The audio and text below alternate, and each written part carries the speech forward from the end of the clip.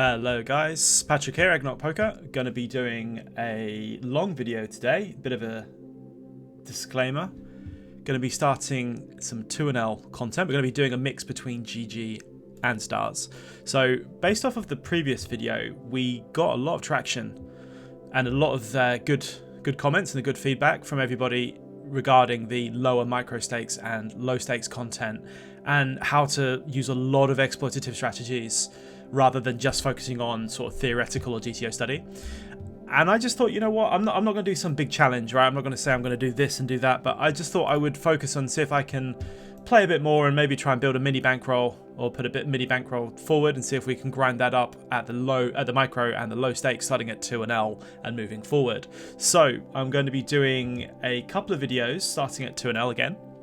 But we're going to be deep diving and focusing really in depth on what kind of exploitative strategies we can implement in these games.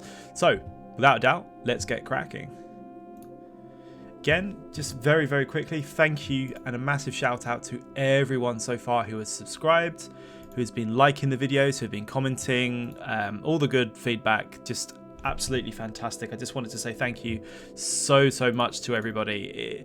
I'm loving making this content, whether it's a load of garbage or absolutely fantastic, who knows, but it's a fun experience for me, and I'm really glad it's been helpful to a lot of you. So without a doubt, hopefully we can make some magic happen. So the style of this video is we're just not going to be going too depth into theory. We've been quite heavily theory based in a lot of games that I've been playing previously, based on GTO and also a couple of fundamental exploits, but most of the time a little bit more towards theory. So what I'm going to be doing is I'm just going to be focusing on all my exploitative plays now and going from there. So here we defended the king 7 suited. I'm not going to be 3-betting as much as I would normally be in the big blind. I want to defend against weaker ranges and then just play post flop. Versus villains check, I'm just going to attack with an overbet, and we're just going to overbet river. I don't think my 7's going to be winning on showdown nearly enough against an incorrect micro stakes opponent checking back the flop. They're going to be checking back lots of middling pairs, some jack X, etc. So we're just going to be going for an overbet, pure exploit. See if we can fold out jack 10, jack 9, 8s. And I don't really want to check the river and hope he just checks back, because we don't know if they've got any kind of mergy bluffs. And I don't think a 7's actually winning enough of the time anyway. A9 suited, I'm not going to be calling out of position. Just going to be folding. At the end of the challenge videos, we are also going to be posting. I'm going to be folding against this 4x. We are going to be posting some graphs as well. So we're going to have a bit of a look towards how we're doing, and also what kind of hands we're getting involved in, and seeing how the strategies are working, not working, and then start deviating as well. So because of the rake as well, it's one thing that wasn't put into a lot of context before. I'm actually going to be flatting this with a recreational behind, and I don't think we're going to be getting squeezed enough of the time. I think opening to roughly 2.5 to 3x for more positions is going to be better than going for like a 2 or 2.2. We want to be disincentivizing our opponents to be calling. We could potentially call half pot with a backdoor straight draw. I'm going to fold though. We could be focusing on countering the rake. We're going to be focusing on exploitatively over bluffing some polarized strategies and ranges. We're going to be looking to not call down very wide. We're going to be looking to be quite selective with the hands that we're using in a lot of spots, and we're going to be very exploit based. We're just looking to make as much money as we can in a vacuum, in every vacuum. That's basically the way we're going to see it. 5-6 suited would be relatively close. However, I think against a 3x, I would rather defend a hand like 5-6 suited than queen jack off, for example, against the population. So let's play it. And again, the same principle as before, because we have picked up a gut shot, which is nice, but I just don't think our villains are going to be playing correctly, and I'm just going to go for an overbet strategy versus check. That's most of the time what I'm going to be doing. I have no, without sounding nasty or entitled, I have no consideration for any kind of respect for any player at this level. Not saying I'm the best in the world, but what I mean is we're just purely focused on exactly what our villains are telling us they have, and that's how we're going to play and move forward. We're not going to expect any major traps. We're not going to expect any kind of like shenanigans. We're just going to try and keep the game very easy to play. I've also I don't have a lot of information, but just to be fair as well to this, not so much challenge, but little aspect, little game, set of videos of the micro stakes, I've completely reset any information I have, so I'm completely oblivious to every player I'm against. So I'm just going to be happy with c-betting most boards. On a dryish turn, I'm not super thrilled, but I am just going to be double barreling against like 9, 10 of hearts, things like that. So I'm happy to go ahead and double barrel. I don't care if I'm over bluffing. It really doesn't bother me. And against the river, I'm just going to now 10%. And all I'm doing is targeting some flush draws to fold. And I don't ever expect this guy to fold a pair. Nicely done.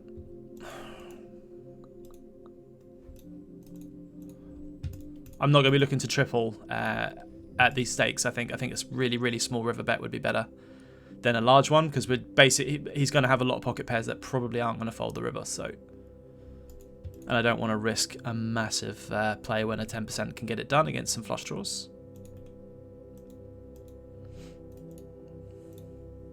I think oversea betting and double barreling is going to be really good at these stakes. I think it's going to be really strong. So that's what we're mostly going to be doing.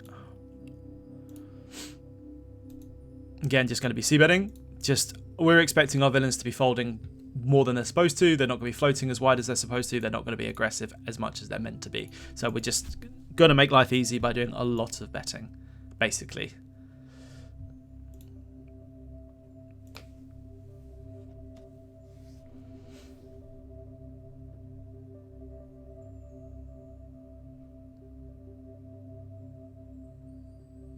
I'm going to fold the king 3 against the cutoff. Could potentially overbluff that if we had some information, like maybe villain was opening quite wide and then folding to a lot of 3-bets. I'm not going to be floating the 4x. I'm just going to assume that when people open to 3.5, 4x, they're probably slightly stronger than if they had opened to like a 2, 2.5. That's just an assumption.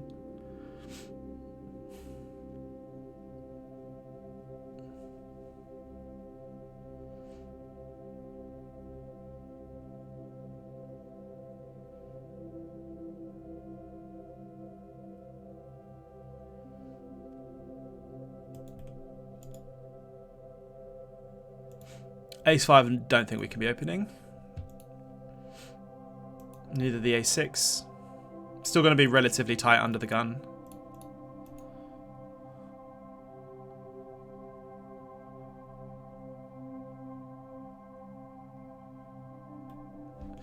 Against a direct min raise and a call, I think I might peel this one. I'm not super thrilled about this, but just with the ridiculous price, let's go with it. See if we can get a bit lucky. Again, I'd rather have this than a hand like Queen Jack off, because our hands are unlikely to be dominated.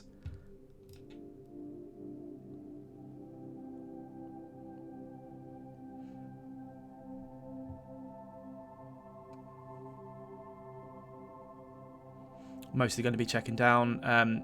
Against a bet multi-way, don't know, honestly, if this is good enough to call or not. We've got a really, really good price, and we do beat some hands like 8-9, some Jack-8, some Jack-9, some random bets, some random flush draws, so I think I might call 1 in position.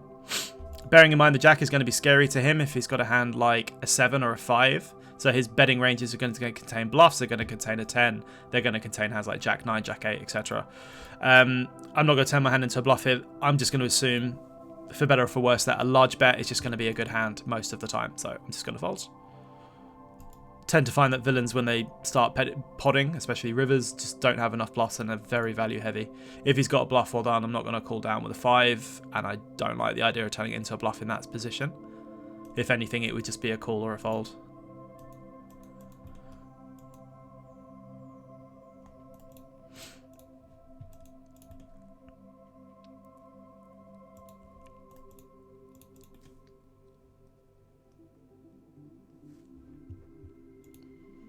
Easy pitch here with the Queen 5.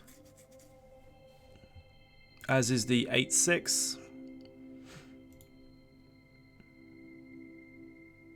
So again, some other interesting things to think about, especially on a site like Stars, is it's really important to start gathering HUD information, and it's really important to start color coding your opponents, and if you can, putting notes on them as well. It is going to be quite vital, especially in the tighter environments where you can just start picking up a few extra pots or getting away from a few extra positions. I would like to potentially add this as a 3-bet. The only problem is we've got a very short stack recreational behind. I don't want to 3-bet this guy and induce this guy to jam, so I'm just going to fold. 10-8 off's just a bit loose to open, I think. Still being quite rake orientated. I kind of want a reason to open really wide. Like, there should really be some recreationals, etc. behind it and so on. Also, another thing as well, absolutely bind fold to your hotkeys. Use hotkeys in general, but the more hands you see per hour, the more opportunities to get into value spots. If you can see an extra 20 or 30 hands an hour, that's a massive advantage. I'm just going to play purely exploitative in my breakdown. So we've got a 10 high flush draw. Villain can easily have a 9. I'm not thinking about range. I'm just going to play my hand. Just going to start with a small c-bet with my flush draw. Picking up a gut shot. I'm just going to double barrel. Try and get him off some spade floats, maybe pocket fives. Not going to go too big because I don't need to go massive to do that. I don't like checking to check call or check raise. Just going to keep the aggression going. So now villain's going to have a lot of jack X. I'm representing more king X and some 9s. So I'm going to go ahead and bet 60% here or so, 66%, and put massive pressure on a jack. That's what we're going to do. And we get through. Nice. We don't care that blocking diamonds and so on aren't good candidates to use as bluffs. I don't care. We're focusing, we're at 2L, not 200. So massively just exploit focused. Ace King versus a limp. I'm going to change up the sizes on my 3-bets. I know this is just going to be a single raise, but I'm just going to be starting to lower the amount of, reduce the amount of sizes that I'm opening and 3-betting to. I don't like having 12 to 14x 3-bets and massively incentivizing my villains to fold a lot of their range or continue with better or 4-bet. So I'm going to reduce the sizes there to keep more of their ranges that would call slightly wider, because it's not going to be too much of a problem either with my bluffs. It's going to be still at a size where they're folding the same type of range and continuing as well. Folding the 7-4.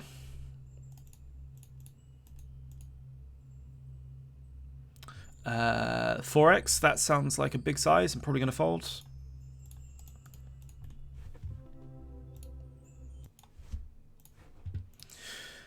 King Jack we can absolutely open, so let's chuck that in. I'm going to be doing a lot of folding versus 4-bets, and I'm not going to be 4-bet bluffing very often either. I'm going to have quite a specific reason to 4-bet, and I'm going to have quite a very strong range in order to call 3-bets as well. Same with raises and check raises on boards also. Mainly looking to just bet and fold rather than do anything at all. Villain can have, I mean, we've King Jack off without clubs an easy fold anyway, but opponents just don't have enough raises that are semi-bluffs or pure bluffs at all. So I'm just going to give people a lot of credit and just move on until we get to value spots or clear spots to bluff. I think we're very redline orientated throughout the majority of our strategy. When we come into contact with anyone who's remotely relative to a normal human being as a player, or a fish, we can actually start playing a bit more closer to theory. But against all these really, really tight nitty opponents, we're basically just winning loads and loads and loads of really small redline style pots, lots of little hands, nothing too crazy. And then when we get to against recreationals, we can pull bigger bets for value, and against nits, we're just looking to bluff or fold, basically. Maybe do some binning as well in between, but that's basically our thought process. I'm trying to avoid getting hands all in pre as much as I can as well, unless it's a very, very good hand. So for example, if I get limp re-raised here, again, I might even just consider folding, as ridiculous it is, although not against a 57 big blind stack. I'm going to be checking this. I'm not going to be doing small c-bets, I'm just going to be checking. Against snap check back, I'm just going to bet really small against something like 10s, maybe King Jack of hearts, something like that, and then bet small again on river. If I get raised, I don't mind. I just fold. It's that easy, because I just don't expect there to be, especially at 2L, I don't expect there to really be any kind of strategic deployment from villain. I just think it's very, very honest and face up. I don't mind over opening the jacket off because we've got a recreational in the small blind, so let's do that. Flop top pair, that's nice. Pretty decent board for villains. We do have to be a little bit careful. If you were to get raised on this board, I would be doing a decent amount of checking. So I'm going to make an exploitative adjustment at the micro stakes. I'm just going to bet really small on the turn and then check back the river in a spot where we've got a hand that could get thin value but should prioritize checking. I don't care. I just want value against Jack 8, Jack 9, 7s with a diamond, and then we're snap checking river. It's just that simple. If villain leads river, he's going to win. There we go. Something like this is an example of what I was trying to say. We'd be very careful with what we're betting on turns, because we would normally be getting binned by good opponents and they would have some semi-bluffs. They don't here. So Ace 5 is going to be an open and a fold to 3-bet. potentially don't mind checking this to call, but again, it just makes the game really difficult to play at this level where villains just tend to bet because you've checked. So I'd rather just do it myself and then go from there, really. Because I picked up equity, I'm just going to continue betting. Try and target maybe some floats that missed, etc. And on the Hearts River, the question is, can we maybe bluff off a 10, something like that? Potentially, but I've got no heart in my hand, so this villain can easily have a bunch of flushes here as well. So I think it's probably better just to give up. It's fine, nice hand, nice hand. We'd be looking to bluff spades and some big cards on the rivers, but I think the Jack of Hearts is quite a bad one to triple.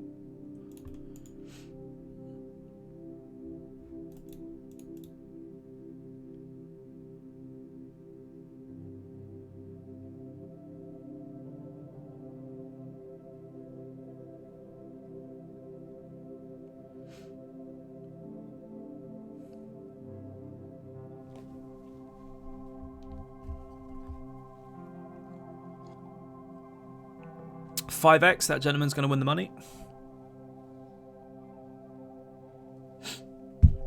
King Queen suited, so we're going to be using this primarily, obviously we're going to be opening, but we would be using it primarily as a call versus most position opens. On the mono boards, we're mainly targeting a small size. However, against a recreational, he's already targeted and he's short stacked, so I'm already going to start exploitatively just sizing up. If this guy's got a diamond, if he's got a king, whatever, we're just going to get money. And we're going to bet big again on the turn. That's fine, perfect, moving on. So bear in mind, we're only playing one table, right? But if you were multi-tabling, that's kind of the trick, because you basically need to be adopting a very, very specific strategy in these games, where you're just not paying people, you're just getting into very simple situations to bluff or bet for value, and then move on to the next situation. It's more about volume and speed, and just making sure you don't do it in. And that's basically it. You just loads and loads of really, really small pots. Like King Queen suited here, we could absolutely do some 3-betting sometimes, I believe. But I just don't want to. I just want to call and play post-flop. In theory, I could start leading, but I don't want to, because leading does induce weaker players to think about raising you, so not great. King high with clubs, we could think about checking again, but I don't want to, because I think this guy's got a lot of ace highs, so guess what we're going to do? We're going to bet. I don't think I need to overbet against an ace high range, though. I'm just going to bet a little bit smaller. Roughly 60% of the pot or so. And we take it down. Excellent. I would expect our opponent to mainly be checking hands like ace high and some very, very marginal made hands. Just go after them, because they, unless you know they've got traps, they're basically just checking because they just want to keep the pot controlled. But when you kind of force it, they always fold. So just do that. It just works.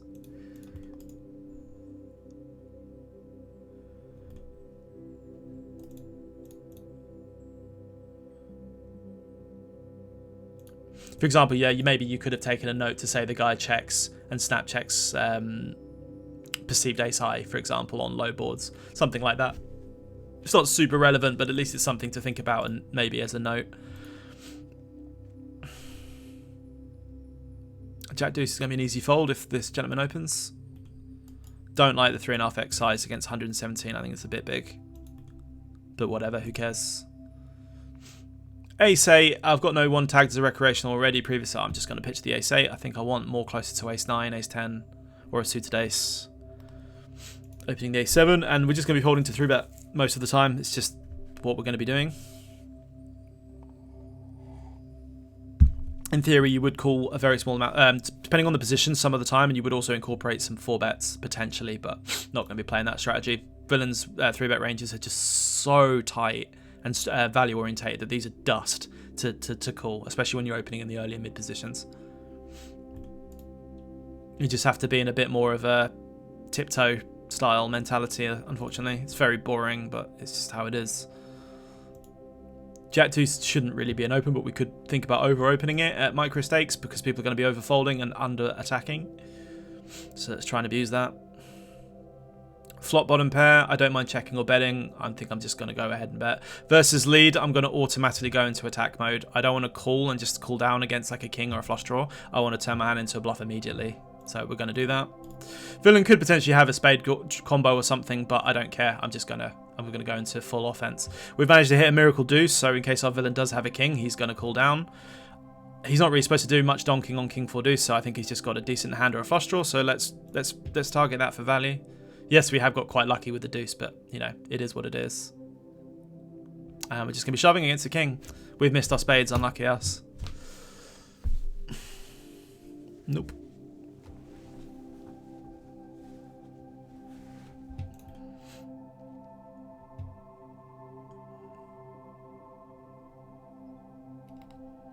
I'm going to be opening the queen jack.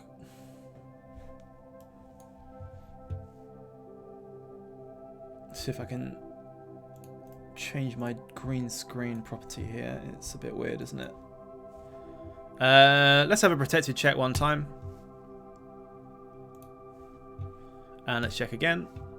That's not the best river either. I'm going to bet one big blind. Target something like 7s, 9s.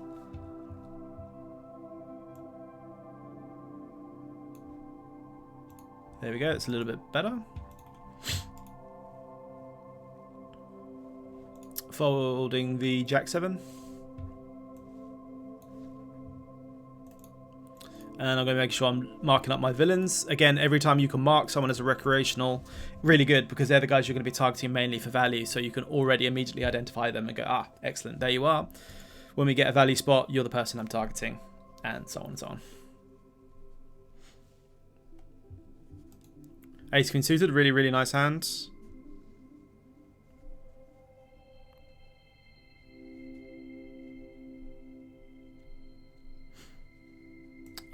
Take it down, that's unfortunate.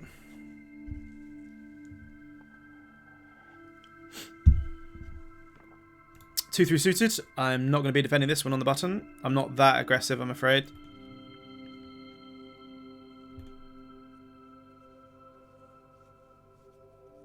King 4 suited. Going to be opening this one, and we're not going to be doing any defending versus 3-bets. We're just going to be pitching. It's a really, really sad state of affair to be saying, look, we're just opening money. We're not really being exploited or run over, so it doesn't really make too much difference. So we want to be a little bit careful. UTG range, we have 9s, we have 8s. We do not have 9-8 suited in theory, but none of that really is very relevant in a stake like this, so we're just going to be betting for clear value. I think something like 40% is pretty decent multi-way against the blinds. We'll see how we go against raises potentially. We'll go from there. If we get check raise multi-way, it's usually very strong, so I'd have to be very careful. Taking it down is okay, I suppose.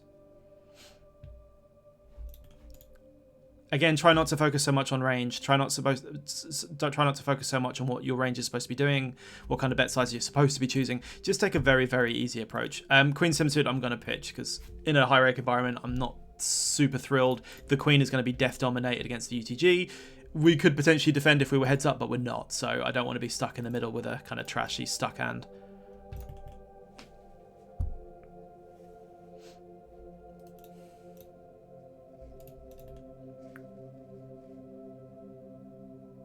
Going to be taking these videos to about 30 minutes in length. Just as a thing as well, in case anyone's curious, these are not going to be like challenge videos. I'm not doing $50 to 10,000 and stuff like that. I'm just basically saying, look, some of my content's going to be theory based, some of it's going to be random stakes, some of it's going to be bits and bobs, and then others are going to be focused on this little this mini challenge. We'll go with mini challenge, where we're just sort of building a roll on it and seeing how we're doing with it. I've got a specific HUD where I can track all the results and show you session by session as well. So usually we would be doing some 3-betting. I like 3-betting in this spot. I'm not going to go to 12 as I normally would though. I'm just going to go to 10. I think 10 is plenty for this stake to do the same job as 12. I don't think I need to be making it so large. I don't need to be death polar. I think this is just enough to make him fold correct ranges. These guys are also incentivized to overfold anyway. They just love folding. So excellent, you know. We can save 2 big blinds the times he defends when we don't want him to. I don't know what a good size is to ISO, to be honest. I would say between 3 and 5. Let's go 3.5, I guess, something like that. Don't expect to fold, but we've got a decent suited hand in position, so let's attack the limp, and we will be folding to any kind of limp re-raise shenanigans. Against an uncapped range, I'm just going to be blasting, I think. We're representing overpairs. I don't really want to take showdown. I don't want to check and let this guy kind of bet. I just want to put him in some tough spots. Generally, in the paired boards, we will also be sizing up usually as well. So let's go for a decent size bet here. Try and fold out some random over cards. If we can make 40% equity fold, I'm happy with that. Perfect.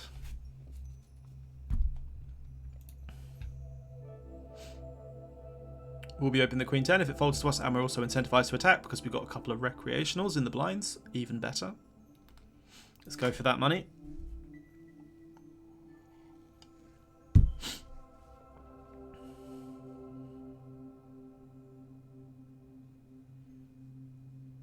Do you notice how many times these blinds fold and how little we're being 3-bet? So again, I know this is a very small sample, but as we start putting some hands into the tracker, we're going to start to see what those percentages look like, and we're just not really being put under any pressure, so we could just be the ones to keep being the aggressor. In a limp pot, I don't know what, I honestly have no idea what the cap ranges are. I don't mind probing this or checking, I really don't mind. I rolled 93, so I'm just going to go ahead and probe and bluff some spades. I would expect against a slightly larger c-bet. I don't think a guy has to have an ace. I don't think he has to have a 9. But I don't think he's going to call really, really wide. So on a total brick, I'm just going to give up on the turn. Maybe we could argue for just double barreling everything. But I think if I had bet small and he called, I would float more often. And then against a larger size, we give him a little bit more credit. So yeah, you can take it. Nice, well done. I feel like that's a bad spot to double bet. Double what? I can't even speak English. Double barrel. 7-3 suited was a bit of an outrageous open, but we don't care. I feel like people are just overfolding everything. So same with the 8-9 suited. I'm generally looking for like 9-10 suited and above, but I don't care. I think people are overfolding, under attacking, so we're just going to be putting it to an open range. Is pretty simple. I mean, people just fold, right? So I'm happy with it.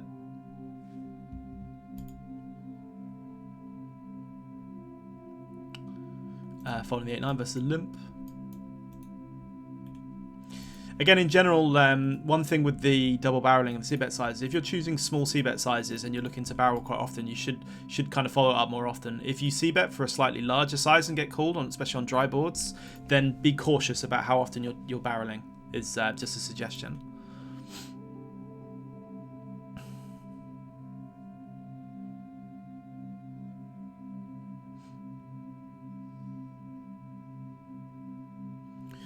Jack 8 off isn't an amazing hand to defend, but against a recreational 2.5, I think we can just about try and make it work. And I don't want to 3-bet this, so let's see what we can do.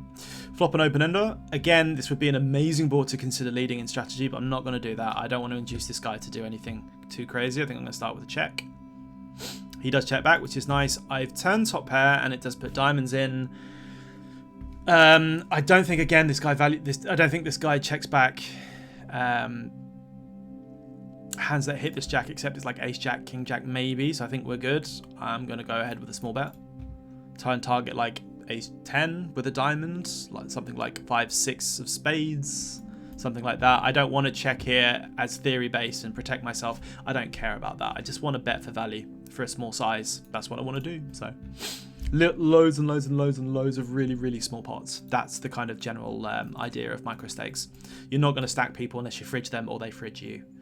Unless you bump into a recreational and they give you all the money, that would be nice, but it doesn't happen that much anymore. Just little grindy spots. Couple minutes left just before we finish and wrap up. As you got here, thank you very much. I just want to say again a massive thank you and shout out to everyone who's been supporting the channel. If you haven't already, please subscribe, please like, please leave your comments. The Twitch and Discord links are below as well. Please go check those out. Lots of you, I mean, most of you are subscribed, but lots of you still aren't subscribed to watch this content. So if you like it, please support me. Please join the community. Get on the Discord. Leave your comments. Please subscribe to the YouTube channel. Leave a like and join the group. Join the group. So get involved. I'm not going to be 3-betting the 7-6 suited or calling. I think a fold is just fine.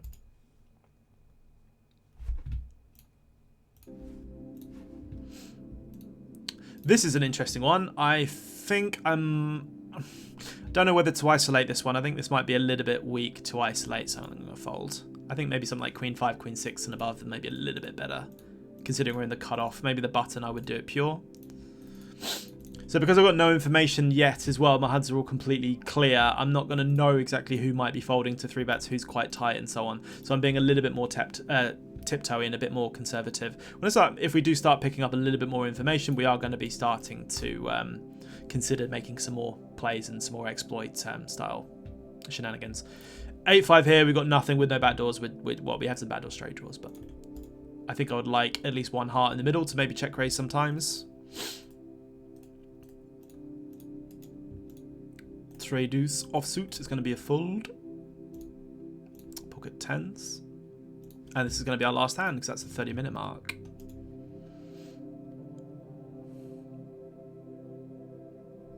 We do get 3-bet. So when you get 3-bet in these type of positions, we're a little bit deeper, and he hasn't 3-bet that large. So, I mean, to be fair, he's actually 3-bet correct size. But pocket tens is going to be that spot where we're basically using a roll mostly in strategic play. In exploit, it all comes down to the person who's 3-betting you. If this guy is 3-betting you like 1% to 3-5%, I might just consider pure folding. With no information and position, I'm just going to call and go from there. It's probably just the best way to do it. But I would still expect most people to just have it because they're just nits, right? They just generally have it. Mostly calling in this position. Small blind versus hijack is supposed to be, in theory, very strong. So I prefer mainly just calling and not allowing him to basically stop bluffing or just have it when we attack him. Check's interesting, so I don't expect this guy to have any protected checks. Either he's got a hand like jacks and queens and has us beat, or we just win. So, you know, it is what it is. He can still have 9s and 8s and 7s. I'm going to make an exploitative line, and I'm going to 10% this, and I'm going to check back the river. I can still get called by 7s, I get called by 8s, get called by 9s, get a sliver of value versus ace-x, and then I just check back, which is really easy. If I check this back and he bets the river with something like queens or jacks, or as a bluff, I'm in a tough spot. If he raises, then he wins. It's just that simple. I don't really care. And there we go. Perfect. See you in the next one.